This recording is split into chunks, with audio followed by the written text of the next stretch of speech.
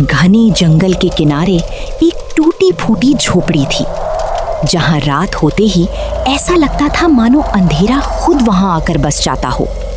हवा जब पेड़ों से टकराती तो उनकी डरावनी आवाज पूरे जंगल में गूंज उठती। उस झोपड़ी में रहता था विहान, एक ऐसा लड़का जिसे पूरा गांव मनहूस समझता था। गांव वाले कहते, जिसके जन्म लेते ही उसके माँ बाप गायब हो जाएं, वो शुभ नहीं हो सकता। विहान ये सब सुनकर चुपचाप अपनी पुरानी डायरी में लिखता रहता। उसकी आंखों में दर्द था, मगर दिल में उम्मीद अभी भी जिंदा थी। टूटे हुए सपनों की आवाज कौन सुनेगा? इस बिखरे हुए दिल को अपना कौन कहेगा? जब हर तरफ अंधेरा ही अंधेरा हो, तब उम्मीद का दिया कौन जलाएगा? विहान की दुनिया में अगर कोई अपना था तो वो उसकी बूढ़ी दादी थी। उनकी कांपती आवाज में हमेशा एक रहस्य छिपा रहता था। इस जंगल के अंदर बहुत गहराई में एक प्राचीन रक्षक सो रहा है विहान। लोगों के लालच ने उसकी शक्तियों को जंजीरों में बांध दिया। जब भी विहान अपने पिता की पुरानी कुल्हाड़ी को देखता, उसकी आंखें भर आती। वो कुल्हाड़ी आज भी उसी कोने में रखी थी, जैसे उसके पिता अभी आकर उसे उठा लेंगे। लेकिन सच ये था कि उसके माता पिता कई साल पहले उस जंगल में गए थे और फिर कभी लौटकर नहीं आए। एक रात आसमान में काले बादल छा गए। बिजलियां इतनी तेज चमक रही थीं कि पूरा जंगल कांप उठा।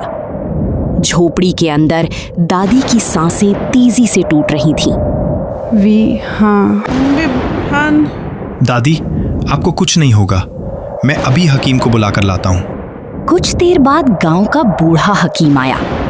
उसने दादी की नब्ज देखी और गहरी सांस लेकर सिर झुका लिया। अब सिर्फ नीले झरने का जल ही इन्हें बचा सकता है। तो मैं अभी लेकर आता हूँ। पागल मत बनो लड़के, उस जंगल के उस हिस्से से आज तक कोई वापस नहीं आया। लेकिन विहान की आंखों में अब डर नहीं था। उसने अपनी फटी हुई डायरी उठाई, दादी का हाथ चूमा और अमावस की उस भयानक रात में अकेला जंगल की ओर चल पड़ा। हवा इतनी ठंडी थी कि सांस लेना भी मुश्किल हो रहा था। पेड़ ऐसे लग रहे थे जैसे किसी को पकड़ने के लिए हाथ बढ़ा रहे हों। जंगल के अंदर कदम रखते ही विहान को महसूस हुआ कि कोई उसका पीछा कर रहा है। अचानक झाड़ियों के पीछे सरसराहट होने लगी।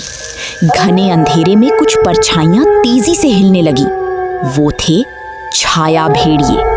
उनकी डरावनी गुर्राहट सुनकर पूरा जंगल कांप उठा। पेड़ों के बीच उनकी तेज हलचल देखकर विहान का दिल जोर जोर से धड़कने लगा। भेड़िए तेजी से उसकी तरफ दौड़े। विहान अपनी जान बचाकर भागने लगा। अचानक उसका पैर फिसला और वो एक गहरी खाई में गिर गया। कुछ देर बाद जब उसने आंखें खोली तो वो एक रहस्यमयी गुफा में था। दीवारों पर अजीब चमकती हुई नक्काशी बनी थी। बीच में एक पत्थर की मेज पर एक पुराना जादुई चिराग रखा था। जैसे ही विहान ने उस चिराग से धूल साफ की, पूरी गुफा नीली रोशनी से भर गई। हवा में घंटियों जैसी मधुर आवाज गूंजने लगी और फिर एक दिव्य परी प्रकट हुई। उसकी आंखें सितारों की तरह चमक रही थीं। हजारों वर्षों से लोग यहाँ आए। किसी ने सोना मांगा, किसी ने ताकत, किसी ने अमरता।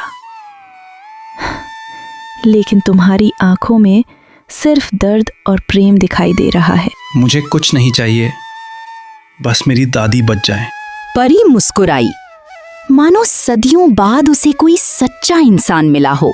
नीले झरने तक पहुंचने के लिए तुम्हें 3 परीक्षाएं पार करनी हो। अचानक गुफा के सामने 3 रास्ते खुल गए। चारों तरफ विशाल पत्थर खड़े थे, लेकिन वो पत्थर बोल रहे थे और उनकी आवाज विहान के माता पिता जैसी थी। विहान, हमें बचाओ, हमें यहाँ अकेला मत छोड़ो। विहान की आंखों से आंसू बहने लगे।